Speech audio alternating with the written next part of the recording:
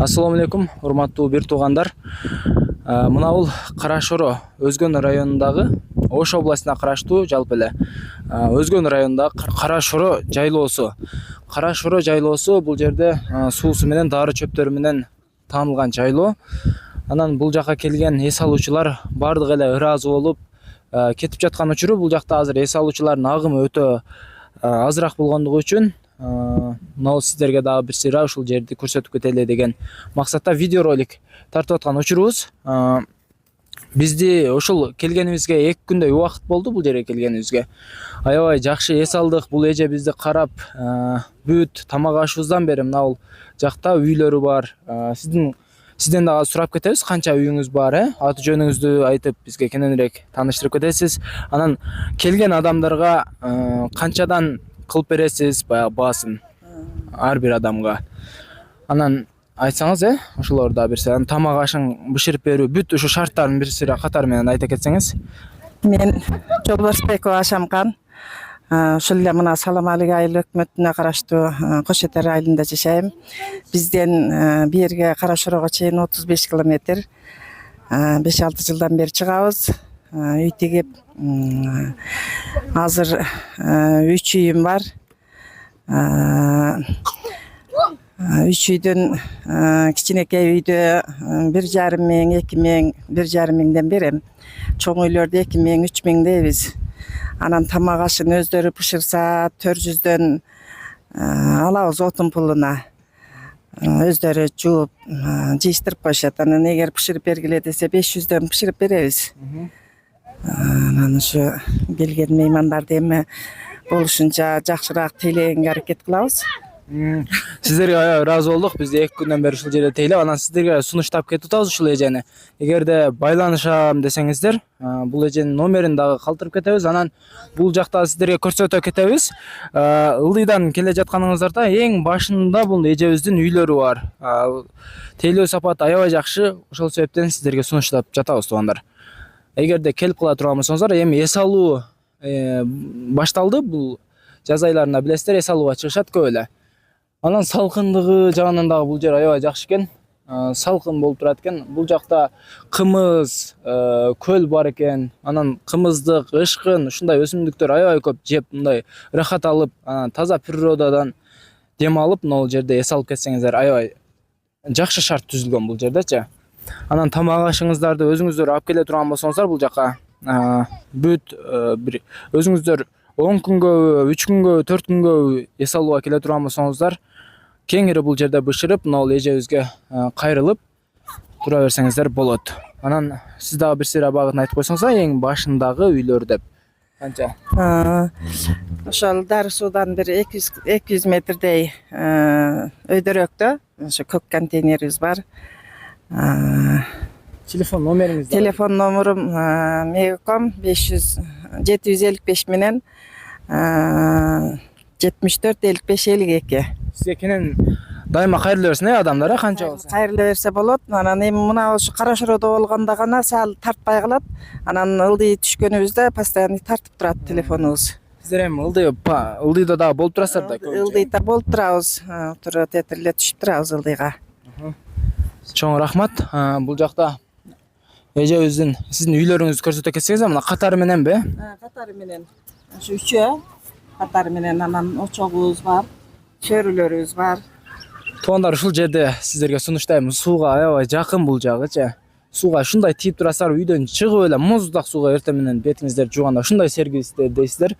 Анан мына боз үйлөрдүн ичиндеги жасалгасы дагы төшөктөр эженин ушунчалык жакшы, калың. Эч üşүбөйсүздөр деп ойлойм го бул жерде. Анан ичин дагы айтайын, сиздерге эми уят болуп калбаш үчүн кененирээк ошо болушунча биз өзүбүз көргөн нерсени айтып атабыз туугандар. Көргөн нерсебизди сиздерге түшүндүрүп, бул жердеги жаратылыштын кооздугун чагылдырып, бүт сиздерге ылдыйдагы айылдарды, бул жактагы жашоону көрсөтүп атабыз. Анан сиздер бул жерде канчага чейин турасыздар, ошону да айтсаңыз? Биз ошол июндун башында келебиз да, августтун 15-ине чейин турабыз. 15-август 2,5 ай турабыз. Ошого чейин эс алуучулар тынбай келип турабы? Келет. Айрыкча мына июндун 15-инен июлдун этегине чейин адамдар аябай көп келет. Эми сиздерге эме да бул бул жерде шартка мына кымыз ичип калабыз дейт экен адамдарчы. Ошого бул өзүңүздөргө деле даяр алып келип койсоңуздар жакшы болот экен эле мына жергечи. Ооба, эс алуучулар келип силерге. Көбүнчө келет. Азыр эми мына адамдар азыраак деп келбей атышат. Анан болбосо саар, аябай кымыздар, кымыз, каймак, сүт десе сүт баары келет. Бул жака келип турат деңиз, атайын алып келип турат. Анан бул жакта ошо жасалгаларын өзүңүз кылып эме кылгансыз да үйлөрүн, Ушундай кененирээк. Эми биз мурун көбүнчө эле темир үйлөр менен чыкчубуз. Анан быйыл ошол мына акимчиликтен дагы мына туризмге карата боз үй кылгыла деп аракет кылып атабыз. Боз үй кылышка жыгач үйдөн. Анан темир үйлөрдү азайтып, жыгач үйлөрдү көбөйтөбүз Кудай кааласа. Ошондой кылыңыздар. Анан эртең менен дагы салкын, ал жердин абасы дагы таза. Анан мына уйкусу дагы сонун болот экен. Анын мына багытын көк кара шороо кайсыл жерде деп айта беришет экен. Сиздер Ош тараптан келе турган болсоңуздар, туура эле келесиздер дагы. Мына өзгөндөн Бишкек Ош жолу бар. Ошол жака бурулбай түз бул жака буруласыздар. Ошол жол менен эле келе бересиздер. Кара шороого түз эле бул жака чыгып кетесиздер. Анан дагы айта кетчү нерсе, бул жакта ошо бурулбай чыгып келгениңиздерден кийин мына боз үйлөр чыгат алдыңыздардан. Сразым өйдөгө келсеңиздер, бул жакта шарт аябай жакшы. Анан мына айланганга дагы бүт мына жаратылыш дагы толук көрүнөт үстү жагынан. Ошого бул жагынан келип кенен эс алып кетсеңиздер болот. Эже чоң рахмат. Бизде сыйласаңыздар, сиздерге Аллахым сыйласын. Келип тургула. Ооба, буюрса дагы келебиз. Канчалаган эс алуучуларыбыз биздин Кыргызстанда эс алабыз деген адамдар, ушундай жерлерди издеп жүргөн адамдар көп. Анан бул жакта эми эс алып эле кетпестен дарыланып кетесиздер туугандар. Кенен бул жакта ушул суулар бар экен. Көз булак деп айтат, Көз булак бар, ашказанга бар, бөйрөктүкү бар. Дарылык аябай жакшы да. Ошон көбүнчө суусуна келишет. Суусуна келип ичип, 10 күндөп ичип кеткендер бар, лечение алышып. Мына гастритке, язбага деп келип ичип, анан жакшы болдук дегендер бар да. Результат көрүп кетет экен, Жакшы эже. Бул жакта мешит дагы бар экен. Ушул бул жерде канча үй бар мына ушул территорияда өз негизи? Мына жерде эле бир 25-30га жакын үй бар. 30га жакын. Быйыл эми аябай жакшы, ал ойной турган, балдар ойной турганда келип атышат. Жылдан жылга жакшырып атат да аябай эле. Чоң рахмат эже. Буюрса биздин YouTube каналыбыздын көрүүчүлөрү, Facebook, TikTok бүт тармагыбыздагы колдонуучуларыбыз бар. Ушул эжебизге келе бересиздер деген үмүттөбүз. Жанагы номерди биз описанияга коюп коебуз. Ошого байланышып дайыма эс алып туруңуздар. Урматтуу бир туугандар, бул жерде ушул акелерибиз корукчу экен, бул жерде. Ушул жердин бүт айлана чөйрөдөгү болуп жаткан мына жан жаныбарлар бүт мына жердеги келип кеткен эмелерди карайт. Ушул акелерибизден дагы бир сыйра сурап көрөлү. Биз билишибизче сиздерге дагы болушунча айтып беребиз. Анан калган бөлүгүн бул акелер дагы айтып берсин. Бул жерде ушу кандай, канча үй бүлө бар, мына үй бар эс алганга. Анан дары суулары жөнүндө уккан элек, ошо сиздер айтып кетсеңиздер. Мен Ахматов Нурдин, ошо Кара Шороо жаратылыш паркында инженер отдел болуп иштейм. Кара Шороо жаратылыш паркы 1996 жылы 2 августта 353 токтом негизинде уюшулган. Бул уюшуунун максаты жоголуп бараткан жан жаныбарларды коргоп калуу максатында, сейрек кездешүүчү чөп өсүмдүктөрдү көбөйтүү максатында уюшулган. Ал уюшулгандан берки Кара Шороо жаратылыш паркында культуралар эгилип, крупномерный культуралар. Аз Кудайга шүгүр бардыгы өткөлөккө берип, элдер келип дем алуучуларга кыйла өбөлгө түзүлүп атат. Дем алуучулардын саны жылдан жылда Кудай кааласа көбөйүүдө. Бул жерде сезон маалында бир 100 тегерегинде кыргыз үй тигилет. Быйыл көбүнчө жыгач үйгө өтүп атабыз. Анан айта кетчү нерсе, бул жерде дары суунун түрлөрү бар. Көздүкү өзүнчө бөлөк, бөйрөктүкү, ушундай дары суунун ашказандыкы, көптөгөн адамдар келип ушул жерге келип ден соолугун бир топ чыңдап кетишет. Айтматов Куламидин старший егер болуп иштейм ушул жерде. Биздигин ошол жаныбарлар боюнча айта кетсек, бизде мына акыркы 3 жылда жан жаныбарларыбыз, кийиктерибиз көбөйдү, петегинский иштерибиз болуп атат, туз коюп атабыз, чогоробуз жылда. Веник илебиз 1000 штуктан ашык жылына. Аю жашайт бизде, Илбис жашайт. Былтыр биз ошол эменин балдары менен фотолашууларды койгонбуз. Показ алынып элек, аны кырларга койгонбуз. Оны да алсак результат чыгат деп ойлоп атабыз. Ооба. Бул жерде азыр ошол канча дары чөптүн түрлөрү бар мындай өз сиз билгендерден? Бизде жанагы дары чоптор боюнча айтып өттүк го, жана летопись природа кызыл китепке кирген дары чөптөрдүн түрү 30 түрү бар экен. Эң алтын тамырдан баштап да көптөгөн дары чөптөрдүн түрлөрү ошондой кызыл китепке кирген 30 түрү летопись природа белгиленип жазылган нерсе да бул. Ошол андан бөлөк түрлөрү да көп. Ал боюнча жылда келип биофактан келип бул жерге Оштон эме түшөт, марш парк өткөргөнчө гербарий чогултуп кетишет, ошондо улар тактап берген маалыматы бизге ошондой. Силер ушундай студентсиңер да бул жакта? Практикага келгенсиңер, э? Кандай болуп атат практика? Саламатсыздарбы? Биз Ош мамлекеттик университетинин медициналык колледжинин 1-курсунун студенттерибиз, фармация бөлүмүнүн. Биз бул жакка практикага келгенбиз. Практикабыз абдан сонун өттү, бизге жакты. Бизге жаккан жери айлана чөйрөнүн кооздугуна абдан сонун экен. Биз бул жакта гербарийлерди чогулттук. Ар кандай растенияларды биз билип, үйрөнүп, азыр болсо биз кара шорон суусун алганын кетабыз. Бул жакта ошондо суусу дарылуу экен, неге дарылуу экен? Ошону да билдиңерби? Ооба, билдик. Сен билдиңби? Кара шорон ошол суусу мындай туз экен, анан газы бар экен. Ал ошол бизге айткан жердин түбүнөн чыгат деп айтышты. Булактан келет депчи. Ошондой ашказан, ишегелерди тазалайт экен ошосунча. Силер өзүңөрдү тазалап кетет экенсиңер да бул жактан, э? Албетте. Жакшы. Дагы бул жакта нелери жакты жайлоонун? Бул жакта бүт эле мындай неме деп айтышты, биз да уктук. Ар бир 3-чөп уже дары чөп экен деп уктук да. Ошондон мындай дары чөптөрдөн нелерди билдиңер, өзүңөр кандай сабак ала алдыңар, кандай практика болду? Биз азыр көбүнчө ошол дары чөптөрдү терген келдик да. Анан аны кургатып терип, анын баргандан кийин бүт изилдеп, кайсыл жакка кайсыл эмелер кирет, анын баарын изилдеп, анан кийин ошол азыр сатылып жаткан дарылардын составында ушул өсүмдүктөр барбы, ошону билишибиз керек. Жана ошондой эле негизинен биз кечээ мөңгүгө чейин чыктык да. Мөңгүнүн түгүндө дагы ар кандай ошол дары өсүмдүктөр бар экен да. Практиканы ондо мыкты түрдө өткөрүп атыпсыңар силер.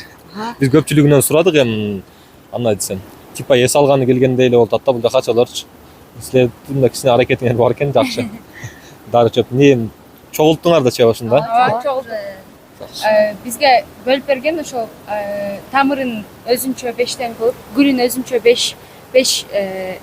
5тен чогултасыңар деп. Анан баарын чогултуп, барып анан ошол ар бирин өзүнүн бөлүктөрүн жаттап, ошол бөлүп чыгабыз да. Өзүңөр кайсыл жерден келдиңер, кайсыл жердин немеси болосуңар, кыздары болосуңар, атыңар, аты жөнүңөр тааныштырып кетсиңер. Биз Ялаттан болобуз. Менин атым Сезим. Мен ушул группанын старостасы болом. Биз ар областтардан чогулуп калганбыз. Ош шаарынан, Жалал Абадтан, Өзгөндөн, Баткенден. 7 областтан чогулуп калганбыз. Буга көлдүк эле жактап коеюнбу? Аты жөнүңөрдү айтып кетсиңер, э? Менин атым Сезим. Жашым 18-де. Менин атым Адина. Жашым 18-де. Атым Сакал, тоже жашым 18-де. Мейли силерге жаркын келечек, жакшы окугула. Чоң немелер чыксын силерден, дарыгерлер. 8 күн 9 күн болуп калды. Сонун керемет эс алып жатабыз. Сол бир азыраак көйгөйлөр бар экен, жергиликтүү өкмөттөр, бийликтер жакшы көңүл бурбай жатыптыр. Анан эл жарыктыктагы ушу акыр чикирлерди ыргытканды токтотсок жакшы болор эле. Балам. Су булактын башына барат, жанагы бошогон өтөлкөлөрдү, бошогон баклажкаларды ыргытып, анан жанагындай чипсы тигибу наркы берки жеген нерселердин баарын ыргытып, ушундай абдан акыр чикирлерди таштап, ыпластык көбүрөөк. Шуну жөнгө салган эч ким жок. Өзүңө окшогон жаштар ушу келет кетет. Анан ушу жумасына бир жолу, же болбосо 2 айда, 1 айда 2 жолу акыр чыкыр ташып кете турган бир көлүк унааны уюштуруп койсо болмок экен жергиликтүү. Акыр чыкырлар көп чыгат экен, аны сайлар кыргытат экен. Эми кээ бирлер чукур казып таштап атат, бирок эми ошондой болгон менен булганып атат да. Сиз кайсы жерден келдиңиз ошону? Биз Бишкектен келдик. Бишкектен келип эс алып атабыз. Şu su үчүн. Суулары жөнүндө бир сыйрак өзүңүз көрүп, ичип көрдүңүзбү? Ооба, суулар керемет экен. Бөйрөк булак деген бар экен, көз булак деген бар экен, көзгө деген. Жанагы Котур булак дегени да бар экен, Кара балчыгы бар экен, түркүн булактар бар экен. Бул булактардын миңдеген булактар, эми жүздөгөн, миңдеген болсо да жүздөгөн булактар ачылбай жатат. Канчасы кандай дарылыгы бар экенин аны текшерген де киши жок, изилдеген де киши жок. Негизи бетте өзү Карашороо негизи эле дарылык касиетке ээ жер экен. Абдан касиеттүү жер. Мен көп жайлоолордо жүрөм. Мындай сууларды Кыргызстандын башка жерлеринен ичкен эмес. Албетте Арашан деген жакшы суулар бар. Башка жерлер Арпа, Аксайда, Суусамырда сонун кереметтерибиз бар, булактарыбыз бар. Бирок бул жерде өзгөчө экен, өзгөчө булак экен. Өзгөчө жайлоо экен. Карашороону колдон келсе гүлдөтүп, ушул өкмөт көз кырын салса болмок эле. Көңүл бурса болмок экен. Аттың арманда. Эл багыш өзү менен өзү келип тирилик кылып, акча кылып атышат, оокаттарын кылып атышат. Эми туура эле.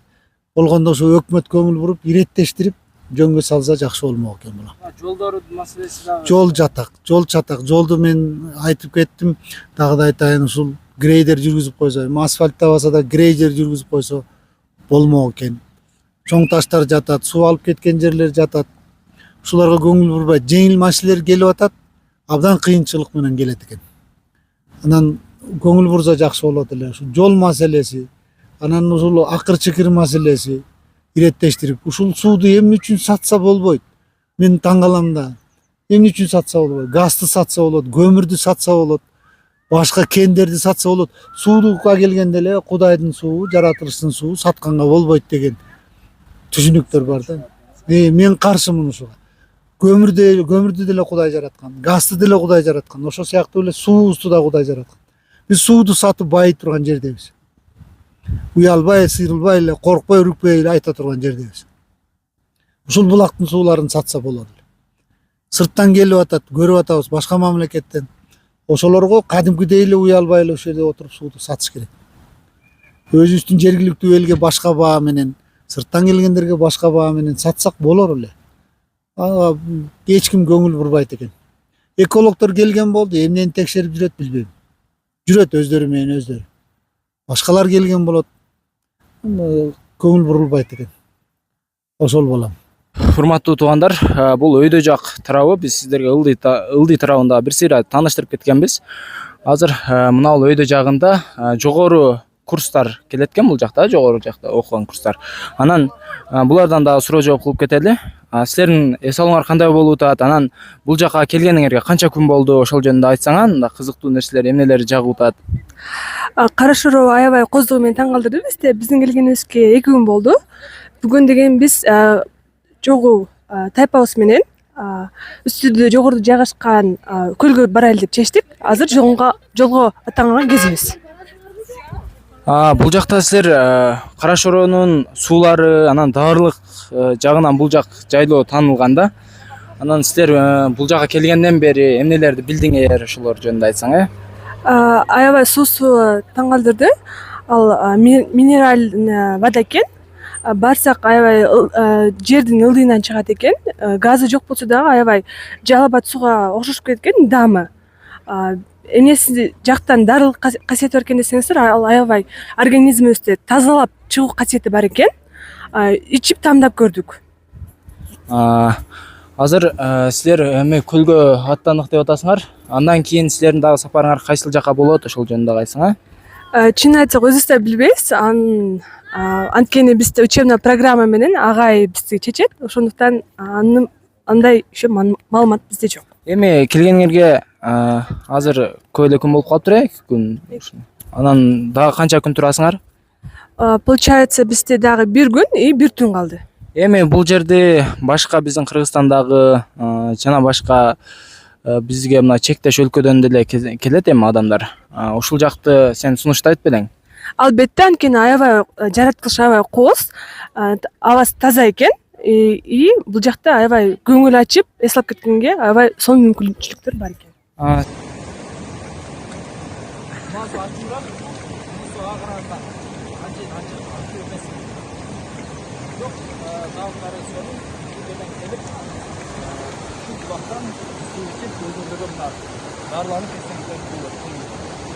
Булактын башын ушул жактан бириктирип, алып келип бириктирип чыгарып коёбуз.